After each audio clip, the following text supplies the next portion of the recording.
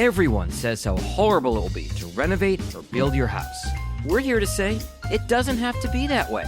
Join 3 seasoned architects as they interview homeowners who recently completed a large project and ask them one simple question. What do you know now that you wish you knew before you started? Welcome to Home, the Second Story podcast. Hi, and welcome to Home, the Second Story. We are 3 residential architects sharing real conversations with homeowners who've taken on custom home or renovation projects. If you haven't already, check out our first episode to hear more about us and why we're doing this. I'm Sherry Scott from Springhouse Architects in Cincinnati, and I'm joined by my co-hosts. I'm Taylor Davis of TPD Architect in Birmingham, Alabama. And I'm Marilyn Modinger of Runcible Studios in Lancaster, Pennsylvania and Boston, Massachusetts. And today we're joined by Martin from New Orleans. Hi. Hey, y'all. How we doing? So glad you're here. We're going to dive right in with some quick questions just to get everyone oriented to your project. Where is your project located? My project is in New Orleans, Louisiana, which is where I live with my family and where I'm from. I was born and raised here. Was the project a new build, addition, renovation? What did you do? I don't know the right terms for this. It definitely wasn't a new build. Okay. So I don't know what's the difference between rehabilitation or renovation, or there's another word. We just called it a full gut. That's what we did. Perfect. It started out as we were going to redo the kitchen and bathrooms. You know this story, right? You're architects. I do. Mm-hmm. And then it became a down to the studs full gut renovation. So the house was built in 1905. Whatever, 130-year-old house. And we took it down to the studs and totally reimagined with an eye for trying to preserve some of the elements of the original design. And I'm sure we'll talk about some of the design decisions behind that. But, you know, New Orleans is an old city. We do have there's a organization called the HDLC, which is the Historic District Landmarks Committee, something like that. And there's a board that reviews. And so you can get HDLC, especially if you're doing any sort of tax credits for the renovation, you can get all of these subsidies. We didn't do any of that for a few reasons. Number one, the district that we're in, I'm looking across the street. You can qualify for HDLC. We don't. So we're in what's called the University District. And so I don't know enough about local politics to know why that side of the street qualifies and this one doesn't. But the other thing is when the HDLC has governance over your project, they scrutinize, every last, I'm sure you guys know this better than I do. But it's like, what shape is your mantle or what type of wood? Is it original Spanish cypress on the windows and all the rest of the stuff? So we didn't do any of that. It was a relatively modern construction, but with the design was mostly in line with what the original architecture was. So I'm curious here, a lot of the historic districts will only deal with the exterior of the building. Did they do the interior of yours as well? No, we did not do HDLC. So it was like a standard just renovation project. But if you were across the street, they would have made you do it. They would, yeah. Certainly for the outside. And even still, like to get the building permit, you have to comply with what the local building code is. And so, they will come through and they look at the exterior. It's not construction documents. It's like the permit docs, right? Permit set, What's the architect? Yeah, permit set has some of the exterior renderings. And so had we wanted to get the HDLC credits, then we would have had to go through that, but we decided not to. Mostly because in hindsight, I thought the project would go faster than what it did, and we wanted to move in quickly. I'm kind of kicking myself. I wish I would have gotten the tax credits because the project would have been a whole lot cheaper. Well, that leads me to my next question is when did you start and when did you move in? So what was that duration? So we bought the house in June 22. We lived there for about 10 months while we wanted to live there to feel the space. We knew that we were going to do the kitchens and bathrooms. And also living there gave us an idea for how we wanted to use the space better. Which Marilyn, I know you and I talked about that. We met when we had just started the project. Because I feel like I met you in 2022, right? Like you had just bought the house, you had just started the project. This is a 2-drink story, but I'll try to keep it short. So we bought the house, moved in. The design phase it took a while. I mean, we started in August of 22 meeting with our architect and going through, schematics and all the different versions and scope and all the rest of the stuff. And then we went through contractor selection and then chose a contractor. And then we waited at City of New Orleans. I'm sure like many other municipalities, I don't know, maybe New Orleans is the worst. We had to wait a really, really long time for our building permit, which is frustrating. But nevertheless, we waited and waited and waited. And we finally got the demo permit so that we could start demolition. And that was in May of 23. Yeah, okay. May of 23. That took a while. And then we fired our contractor on June 1st, 2023. And so that was a whole thing. Yeah, bookmark that. We want to hear more about that later. And then we had to find a new contractor, and we finally found a contractor that we loved. And look, the previous contractor, good guy, not the right fit. Moved on. It's all fine. Just, it's why they call it show business, not show friends. Right. And then we found a new contractor, restarted the project in September of 23, and then moved in December, like right before Christmas. So our kids got to experience Christmas in the new house this past year. That said, they were still like waiting for panels on the appliances in the kitchen. Right. And I mean, we're still, in fact, while we're here on this call, there's still punch list things that have to be done. Our contractors showing up with a few other exterior things. But yeah, so that's the run. Bought the house in 22, started demo in May of 23, really started construction in September of 23, and then moved in December of 24. And you mentioned that you worked with an architect. In what capacity? Like, did they do full services? Were they helping you pick out all the interior stuff? Was it just drawings? Like how did you work with an architect? So they, again, if I use the wrong terms or phrases for this, help me out. Look, we love our architect's great. So we met her through, or this group through just other friends that in the neighborhood had gone through recent projects, and we liked the design of their house. There were some tasteful elements, the attention to detail, ended up getting to know her. And she, incredibly thorough, which is in line, because my wife and I are both very detail oriented. And so we wanted an architect that would match our pace and attention to detail on the project. And so we retained them as a contract administrator. And so they were in on, from everything like schematic phase, contractor selection, material selection. They were with a lot of the construction specific material selection. They were helpful, but we also had an interior designer help with. That's what I was going to ask. I thought you did have a separate interior designer. We had an interior designer help, not with furniture, but just with like paint color, hardware, poles, cabinets, all the rest of the stuff, which it all's well that ends well, I suppose. When you're going through it, you're just like, oh my God, I'm hemorrhaging cash. And like, I think it's when it ends. When it ends. I don't know. Right. My project still isn't done, so we'll see. Right. You're still punch listing. Yeah. So we had interior designer that had most of the finishing decisions, but all of the design decisions were with the architect. But it was a good team. Like those three, the architect, the contractor, and the interior designer had worked together on a project before.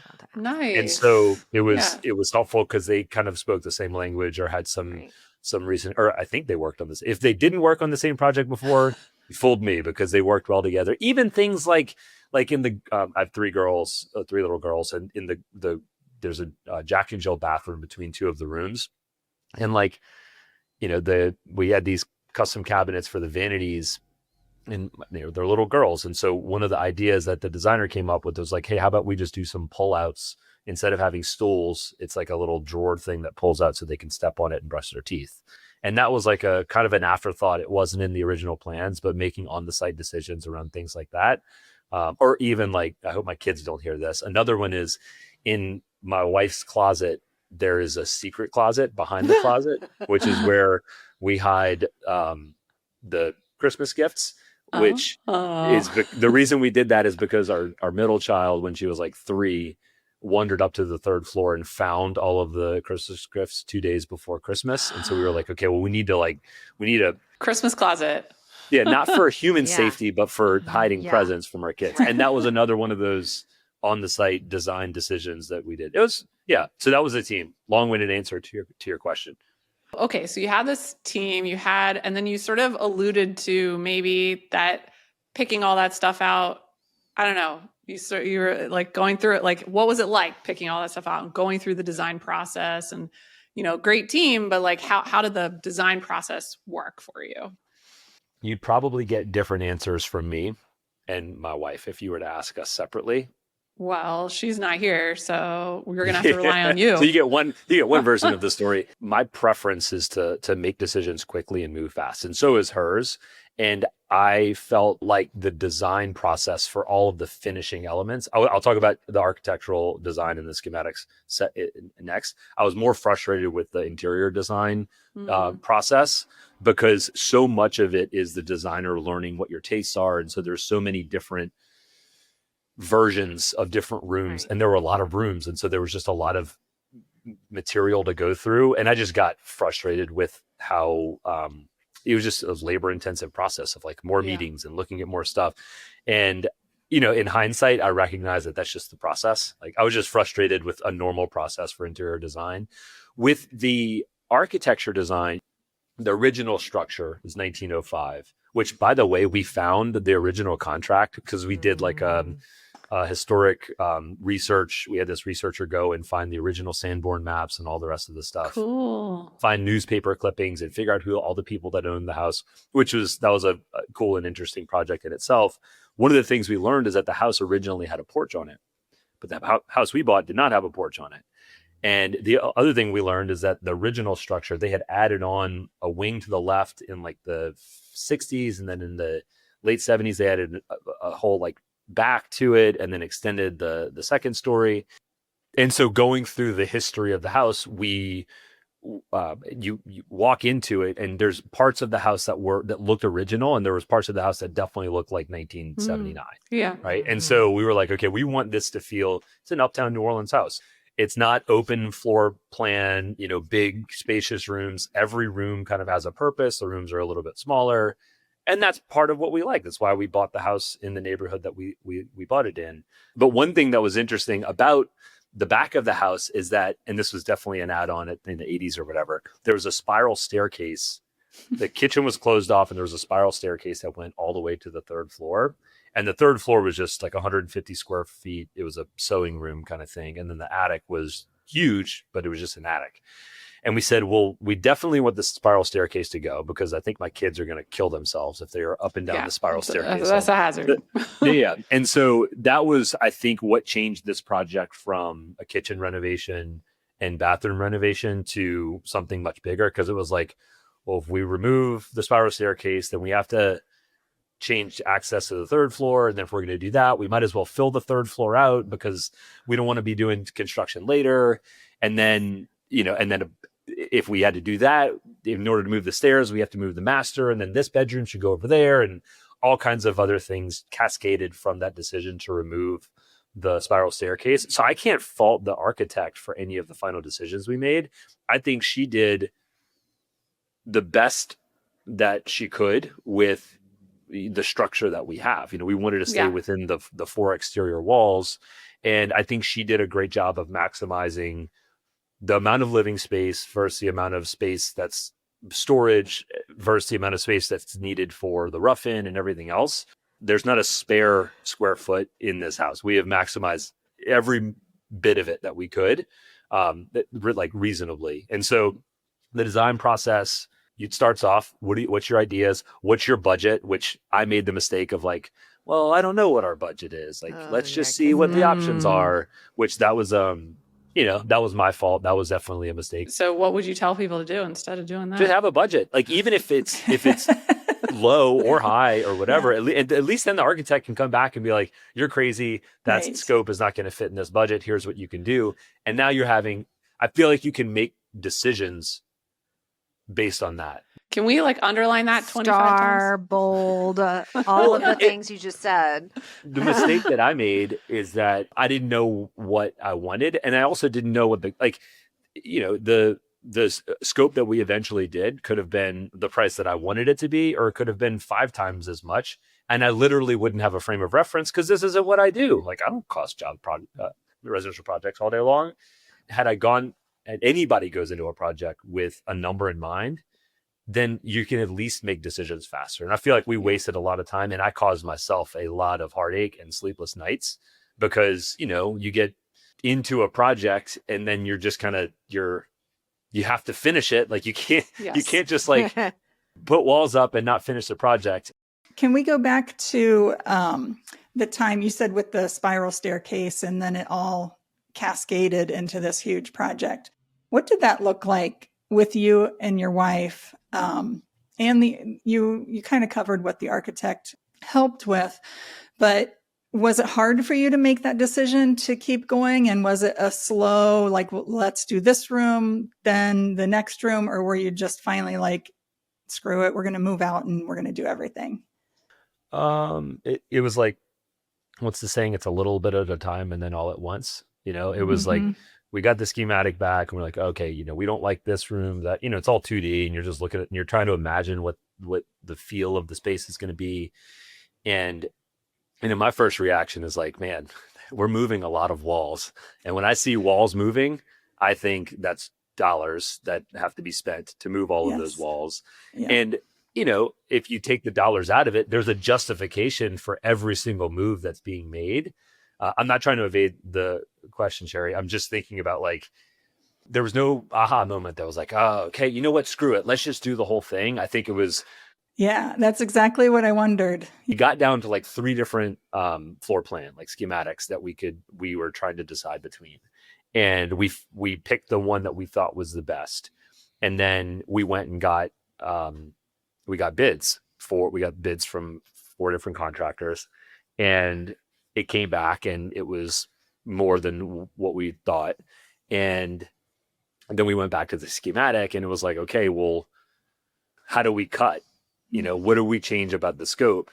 And every time we tried to cut a piece of the scope, it was like, well, no, we want, we imagine ourselves in the space. We want that. Yeah. And so I think that was what happened was when the numbers became real, which by the way, we didn't even hit those numbers. It went way over that, but that's that's the episode number 2.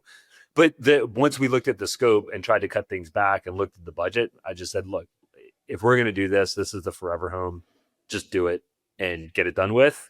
And then, and I'll cry about it and then I'll get over it and then we'll just move on with our lives. So I have a question, because knowing New Orleans and knowing houses in New Orleans, there are lots of challenges to older houses in New Orleans. There's a lot of water. They're built on a swamp. Number one. Built on a swamp. There's not great ground. Like there's termites. There's almost termites. Always, right? Yeah, I mean, you could go through and like name any sort of pestilence or plague. Chances are it's gone through New Orleans. Yeah. Generally with a pirate or two, kind of for good measure.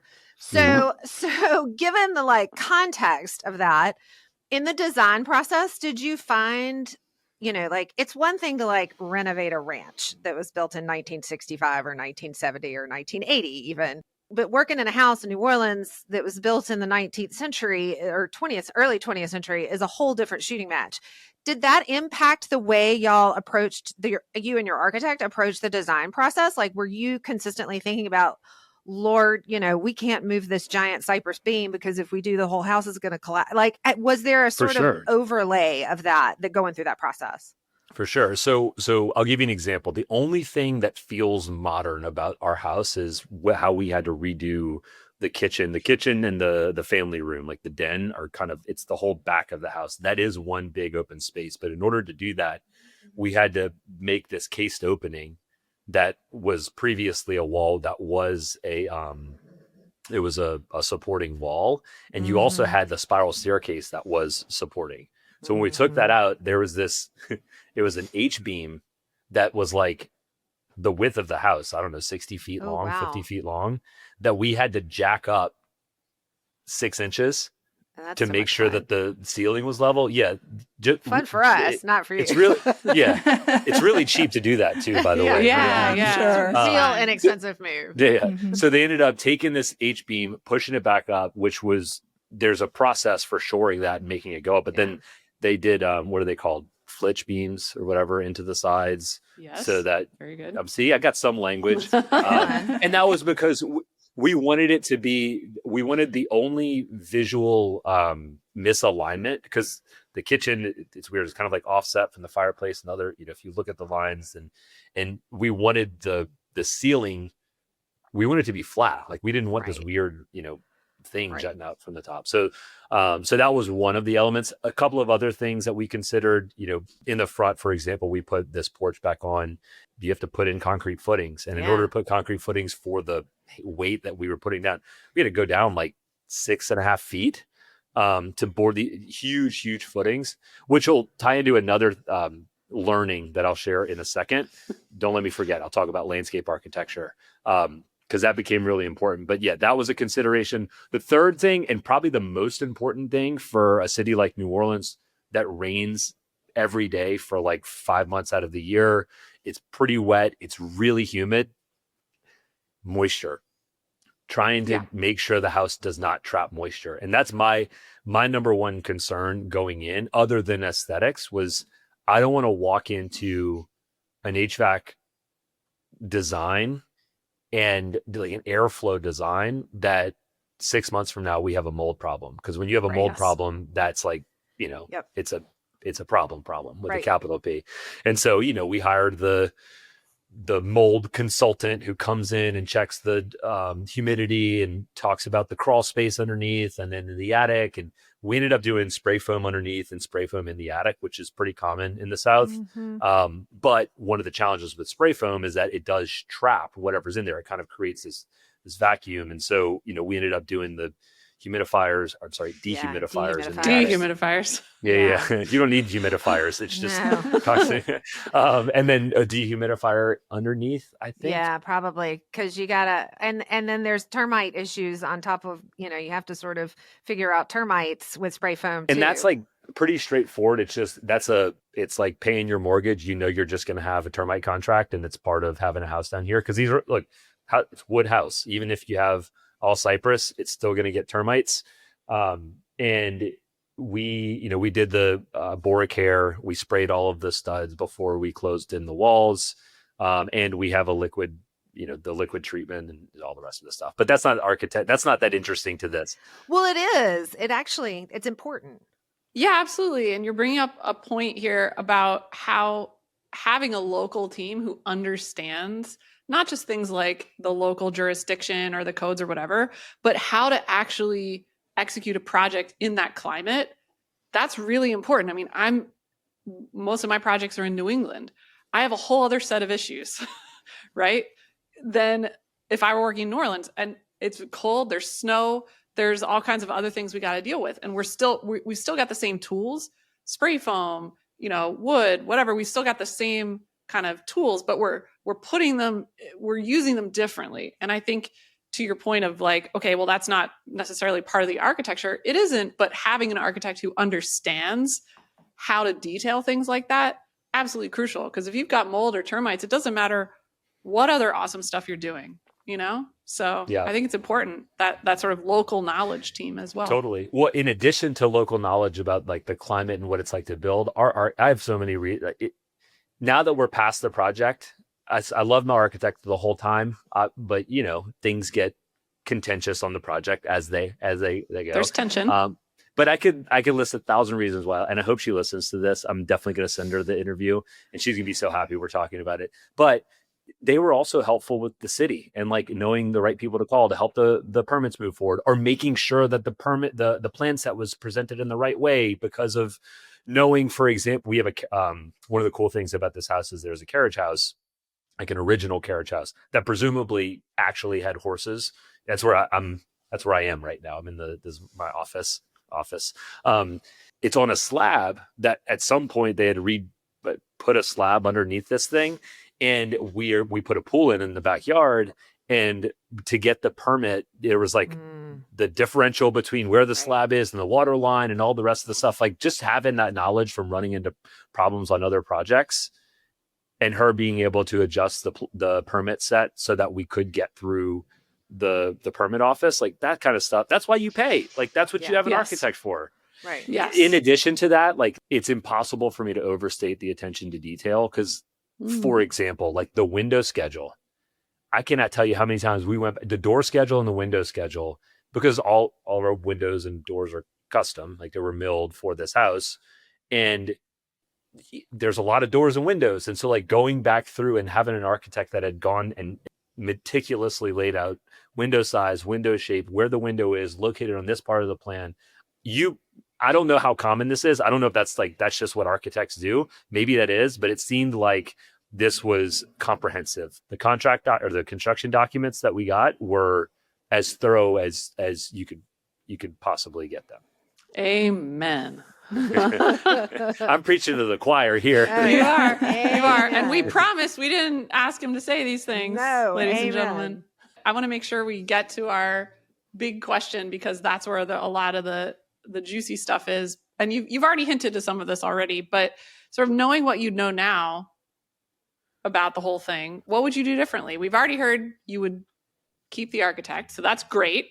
Get an architect, go in with a clear budget, hire the designer. I mean, look, all of this stuff is like total budget dependent. Yes.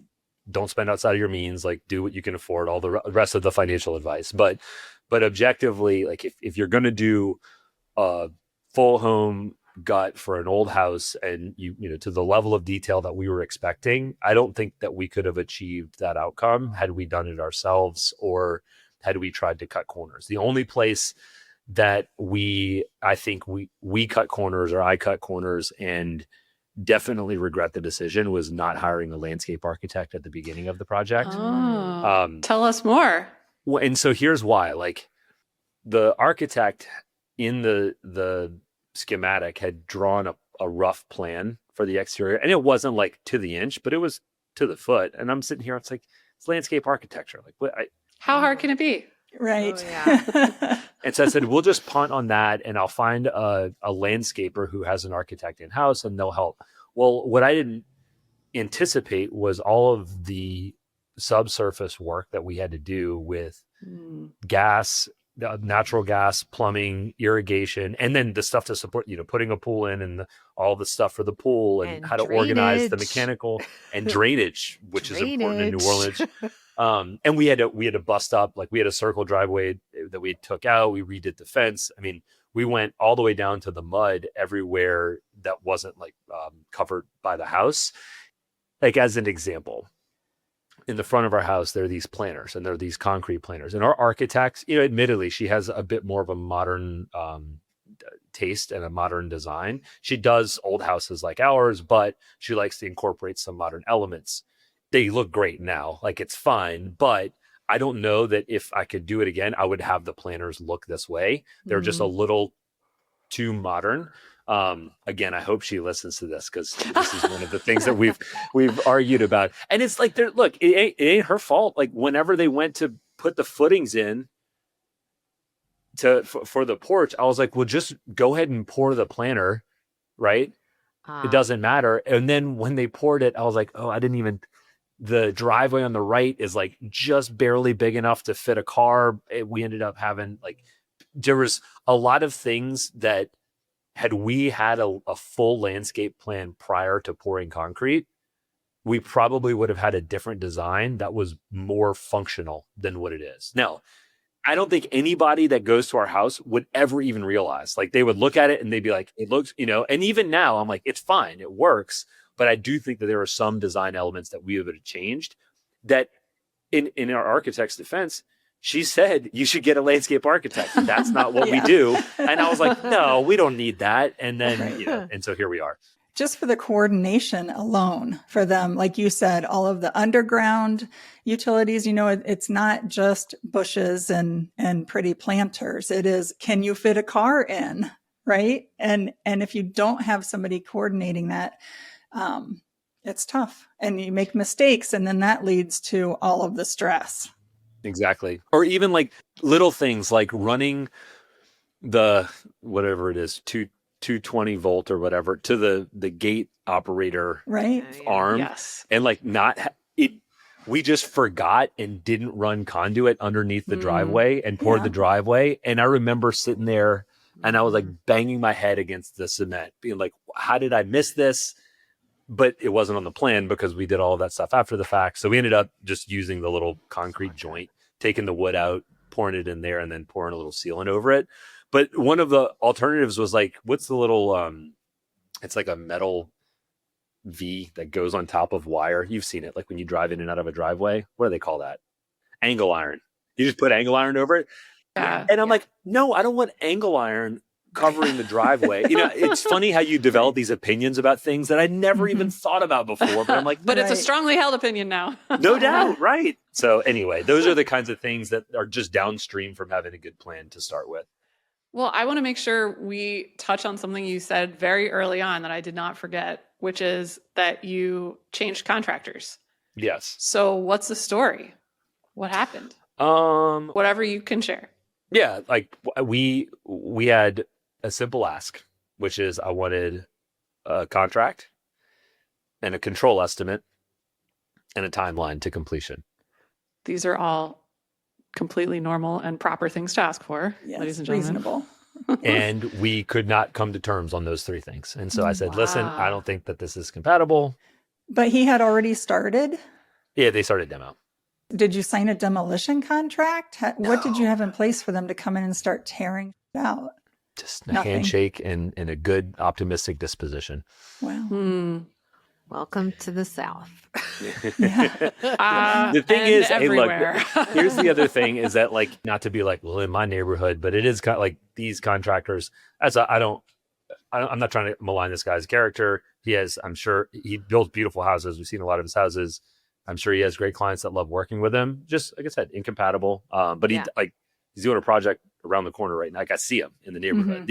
All these contractors, reputation matters a lot because all of their business drives off referrals because they all do houses in the same neighborhood because they specialize in doing old houses, right? Like we looked at some contractors who were local, but didn't do work in our neighborhood. And so when you look at their resume, if there were one, which is really just give me some examples of other houses you've done. If I didn't see that they'd done houses that were built prior to 1920, then I'm skeptical immediately. And it's not to say that they couldn't do it, but like... You don't want them learning on your job. For sure. There's already going to be a lot of learning on my job because that's every single project. I don't want... Everyone. Yes. Yeah, exactly. Always unknowns. Exactly. Yes. Something you said there, I want to make sure that we underline, which is it's fine if that GC works for someone else. If the way he works doesn't work for you, that's what matters. And there's somebody for everybody, right? That contractor is going to be great for the guy that's like, oh my gosh, don't give me a contract that ties me down. Like, I just want you to come in and start, right? There are those people out there too. So it's just finding the right fit. Unfortunately, you started the project before you figured out, right? And then ended up, 3 or 4 months later? It was a mutual agreement, right? We decided to part ways. I didn't actually fire him. We came to, it was an adult conversation. We just said, hey, look, that's good. But it was at like the last responsible moment where it was like, this was okay. The other thing I'll say is like, just like you were saying, Sheree, like he's going to do a bunch of projects. He's going to find people he likes to work with. And a lot of contractors, at least in our neighborhood, there's contractors that are doing people's second homes or third homes, or people who just send me the payout. Like I don't, there's no budget or no real budget. They just want to just go build whatever they want. That ain't me. Like I don't have unlimited and it's not most monies. people. Right. No. Yeah. And you want your house done well, but you also you got to be responsible fiscally on the project. And so I think at least I'd say for the people who listen to this podcast, if you are in a neighborhood that has luxury homes or is doing like those size projects, just have your eyes wide open for contractors, because it's pretty common in those neighborhoods to have contractors that don't usually work toward a specific line item budget. Did your architect introduce you to contractors or help you through the bidding process? Yeah, they did. I mean, ultimately, they deferred to us because it was our decision. But like when we had to go find a new contractor, they're super helpful, and they ended up helping us find the contractor who ultimately finished the job. Mm-hmm. The other thing I'll say that our architect, they have a great team within their office. There's the project, like the partner, right? Like that's who the my primary contact was, but she had two architects. I don't know what they like, associate architects, or what's the term in the that industry? Works.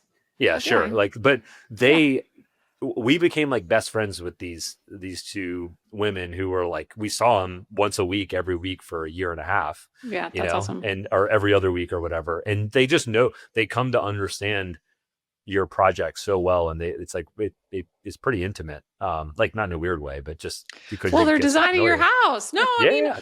This is what I say to my clients all the time. I'm like, sorry, but I have to know a lot of details. Like we're talking bathrooms, we're talking kitchens, like these are intimate spaces, family spaces, like we're gonna talk about all that stuff. So yeah, of course. Do you want rock wool between the primary bedroom and the kids' bedroom? I just do it. I don't even ask. Always. You said always. I just do it. I don't even ask. I have a few stories on that front, but maybe that's not for the podcast, for client requests. It is fun. What was cool about, it's like you start the project, you have in your mind's eye what you think it's going to look like. And then it becomes a little more real when you have the schematic. And then it gets even more real when you have the permit set. And then the contract set is like, okay, now I really see this thing coming together. And you go through the gut, and then you get to stand in the house and you change your mind about things. And I know that architects and contractors love this. And I don't mean changing my mind on scope or whatever, but maybe it's not even me. Maybe it's driven by the contractor who's looking at a corner and he's like, it's not going to work this way. Or like we had, as an example, on the second floor, which is where we maneuvered most of the rooms around, we wanted to pull natural light into the hallway. So we had to punch a skylight through this kind of like, there's like the main, was it a gabled roof? Is that the one that's this? Yeah. Mm-hmm. So this, and then it's like the extension on the side that kind of runs off. And so we had to punch a skylight through, but it was two different pitches. Mm-hmm. And it was like, there's no way for the architect to have known how to design that until you actually got into it. So like, I remember that being weird. We're all standing there, we're looking up, and it's all 2x4s, and you're trying to imagine how, and I got to credit these because they're professionals. And they're like, no, it's going to go like this. And we're going to pitch the walls this way. And if it's painted, what's the color again for the designer? Okay, great. And like, here's the how, like they're thinking about things that it's like listening to Tiger Woods describe a golf shot or something. He's thinking about like the dew on the ball based on the time of day. Like, I don't even consider those details. I'm just like, I just want a skylight to come into the hallway so that we have natural light. Right. And so that's what I mean by making, you change your mind because, like as an example, okay, here we have to do this elaborate construction to make sure that the skylight works. That's like 2 days worth of a master craftsman and two of his helpers. Do you want those built-ins in the back house? Right. Yeah, right. Yeah. Those are the kinds of things that kind of, there was a lot of that happening where we were definitely doing some horse trading between different things because it was like, prioritize the things that are structural that can't be changed quickly or easily. Yes. You can always do built-ins. That's right. Exactly. That's the kind of stuff that was helpful to have an architect and a contractor who were on the same page that were, supportive in making the trade-offs. Well, and in a renovation, that's how it goes because you uncover things. It's not a new build where you can plan everything out in advance. So in a renovation, I think it does take professionals who are used to that process. And as you're describing, a client or a homeowner who's ready to kind of be able to go with the flow a little bit and kind of weather those surprises and be standing there and listening to the conversation, that's also important too from a mindset standpoint for owners. I mean, talk about mindset. This is the most stressful thing I've been through in my life. Like, really?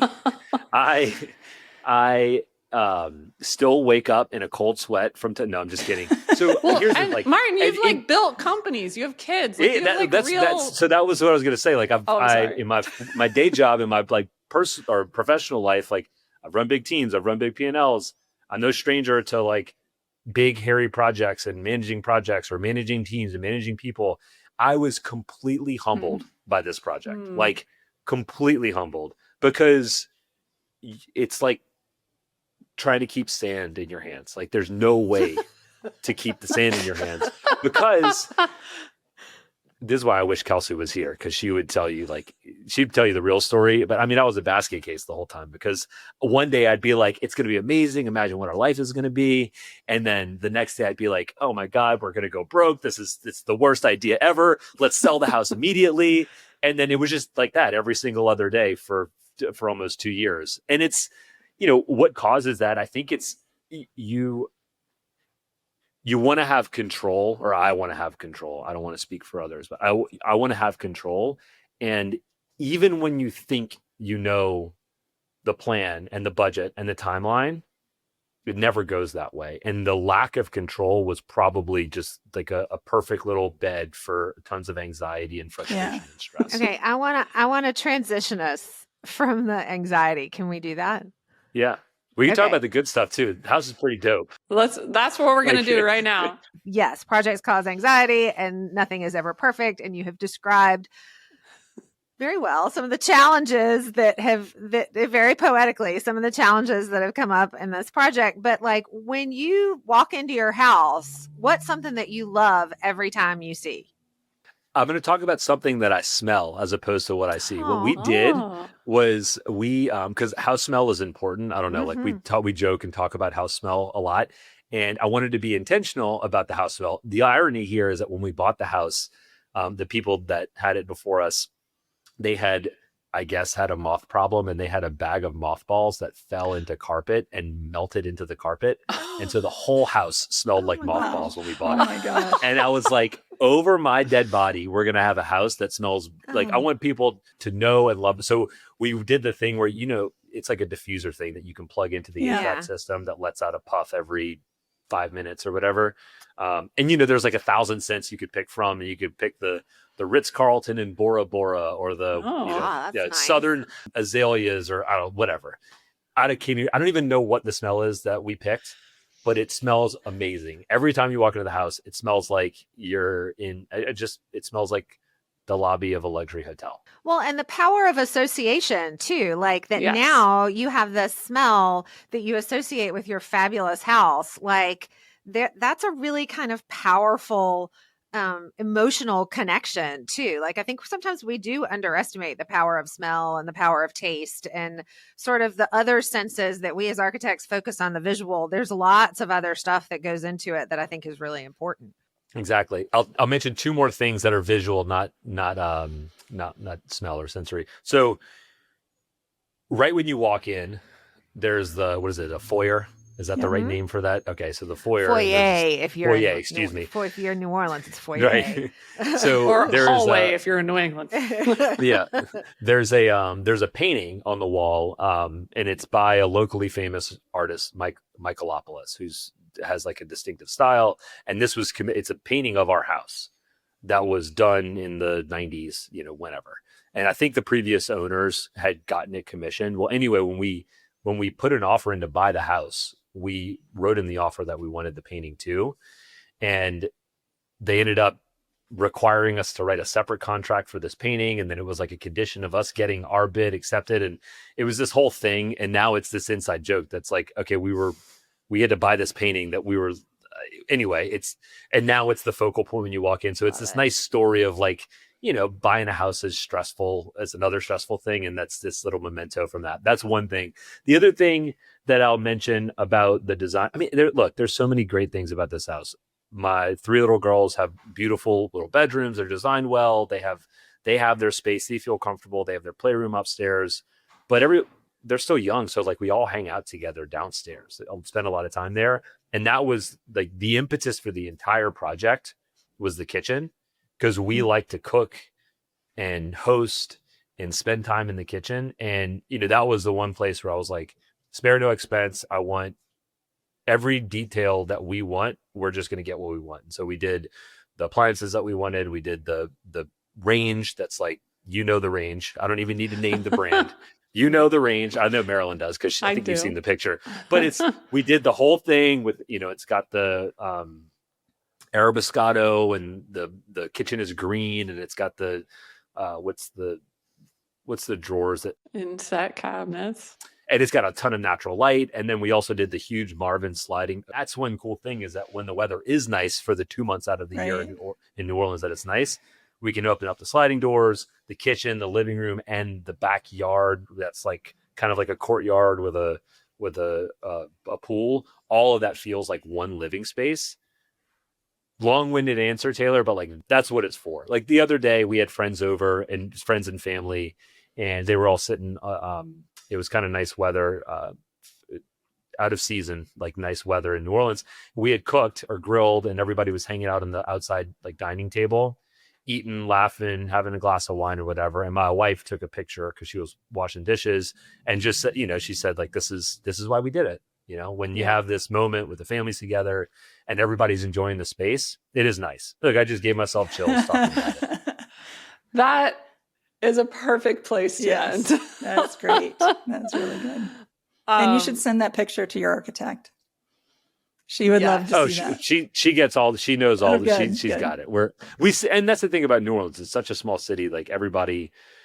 We've had a few folks come in like tour our house as like an example, because they're considering hiring that architect. And I'd encourage, like, for anybody considering doing a renovation, it's not for the faint of heart, but it's worth it if it's where you want to live. Like that's I think I shared that with you, Marilyn. It's the Catherine Graham. She has it's either a biography or an autobiography, but there's a story where she buys a house and she's belly aching over the cost of the house, and this mentor figure of hers says, look, when it's where you want to live, don't bargain.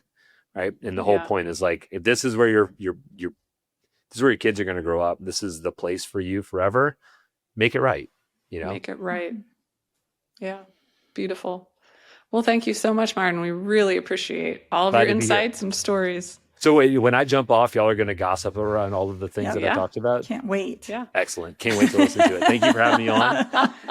Have a great afternoon, evening, and we'll see you later. All right. Bye-bye. Thank you. Bye. So Martin said we were going to gossip about him, so I guess we better get on that. There's a lot to talk about. There's a lot to talk about. I thought one of the things he hit on several times without saying it was his strong team. There were so many different examples he gave, and the one big team member that he was missing was a big deal to him, the landscape architect. Well, and also to have the courage and sort of foresight to change a major team member in the general contractor right before, I think he said, at the last possible responsible moment, which I thought was a great way to describe that, and just say, hey, this isn't going to work. It doesn't matter if it worked for other people. If it's not going to work for him and his family and the way that they want to do things, then let's make the decision here, and it's going to be painful. I'm sure it was painful. I'm sure there were some sleepless nights, and I'm sure that was a little bit rocky there for a couple weeks, but it sounds like in the end, it's worth it. So the thing that resonated with me, and we've talked about it kind of peripherally, but I don't think there's ever been an example that's this strong, is how local climate, local conditions can really dictate the house and the design and the construction, not just the team, because yes, that's important, and that's sort of a general rule, I think, is that, if there are special conditions associated with permitting or knowing the right people and officials, that's kind of one thing. But like having people who are steeped in the neighborhood and the climate and the way that the land works in that particular neck of the woods. And like you said, the things that come up, moisture and termites are a big thing here. Like we talk about termites in every single project. And there's changing rules about termites. So like the local conditions, and having a team that understood those and was able to incorporate them into a tricky, 125-year-old building. It wasn't, this probably was not something that had been touched a ton other than added on to sort of by bits and pieces. Specializing in a locality, I mean, when I walk into a house in the greater Boston area, I can read it instantly. Right. Because it's the same kind of details. It's the same kind of framing quirks that I don't see when I'm working in the Lancaster area or when I'm, I consult nationwide. So I see all kinds of stuff. But in terms of the really heavy duty renovation projects that we do, I can walk into those houses. I don't even have to walk in. Someone just says, this is the kind of house it is. And I can tell you what the framing plan is. I can't do that in New Orleans. Right. And that New Orleans person can't do that here. So having Right. that local knowledge of the actual architecture, the vernacular, the way the framers put those things together, that is so priceless. And you would spend so much money dealing with someone from out of town who didn't necessarily know that information. And I want to add this really quickly. The rabbit hole that I think a lot of folks can get into is they can go online and they can read information about how their walls should be constructed or how their house should be insulated or what the HVAC should be. But all of that is based on the locality of the person that is writing that article. And it varies widely across our country. We have different climate zones in the residential code for a reason, because they're very different conditions and seasons. And the way we build houses is very different for those things. So as a DIYer who comes in and says, okay, I want to build this wall that I've seen I'm not trying to put Green Building Advisor under there, but that's a great resource for that, some of the stuff. Yes. That climate zone could be climate zone 6, it's not necessarily correct for New Orleans. So really sort of dialing in and understanding that team is going to be the best group of people to provide you with that information. It may not be that it's the stuff that got read online, kind of like Googling your medical conditions. Architect Google may not be the same as the architect in real life. And not only moisture and green building, things like that, but actual techniques. I know here in Ohio, just northern Ohio, the contractors use different techniques than we do here in Cincinnati. So not that they couldn't learn it. I mean, there are definitely some details that we draw that people haven't done before, and we can teach them how to do it if they don't have a better way to do it. But knowing those things and knowing how contractors work will help your budget, your bottom line budget for the homeowner too, because then contractors aren't scared and they don't pad everything to That's right. overcome those issues that they see. You're reducing friction too. You're removing any sort of, like, the smoother things can go, the less expensive or the less you're going to pay for mistakes or, time or whatever. And also, Sherry, you said something I want to underline like 20 times. When the contractor looks at the drawing set, they're going to say, this was drawn by someone who knows how we build around here. Mm-hmm. And that makes a huge difference. The contractor's like, all right, other than that, if they see something that isn't the way they normally build, they're going to pad. They're going to say, oh, well, these guys don't know what they're doing. This is going to be a big pain in my butt. So I'm adding 20% and hiding it all the way through this budget. And that you would never see and you would never know. Right. They're protecting themselves because it is going to cost that much extra, right? Like they're not wrong. And that's actually not to say that you can't get maybe a design architect from out of town, but you need to work with somebody that is open to then getting an architect of record or a local architect to partner with to take it to fruition. One of the other things that Martin brought up that I think is along those lines is the design process. So having someone not just to execute the drawings locally or whatever, but, he talked about how it was pretty exhausting. Like the design process was pretty exhausting. And he even said, that it's not like they did anything wrong. It's not like it was just, he found it to be like, oh my gosh, I don't want to talk about cabinet pools anymore. And the three of us have all been in those conversations where we're just like, please, owner, I need you to make these decisions. And people underestimate how many decisions that they have to make. Yeah. And we're like, I know you don't want to talk about this, but you have to make a decision or I'm going to pick it. And that's a valid option. And I think that that's one of the things that you can ask your architect if you're talking about a project is like, how much of the decisions do you make? How much of the decisions do I have to make? Like, and what's the time frame for that? So if you are a person who knows you struggle with picking out which ice cream flavor you want when you go to the ice cream place, you may want to say, okay, architect design team, present me with 3 options and I'll pick from those 3. Yes. Don't send me to the store on my own. So that's right. I think that there are ways to sort of get at that, but you there's a little bit of know thyself first when you enter 100%. into this process, and being able to kind of say, hey, this is something we don't know anything about. If you're very opinionated and you know what you want at the get-go, that's fine. I think the other thing that is along those lines is the interior designer was a separate team member, which is great. And we do those projects all the time.